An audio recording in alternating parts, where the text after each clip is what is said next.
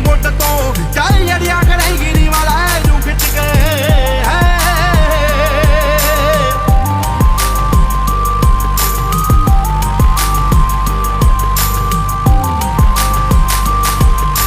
ਖੂਨ ਚ ਰਸੂਖ ਜਿੱਦੀ ਬਣਾ ਮਿੱਠੀ ਐ ਮੋੜਾਂ ਉੱਤੇ ਬਾਈ ਕੇ ਲੜਾ ਨੀ ਪੱਡੀਆਂ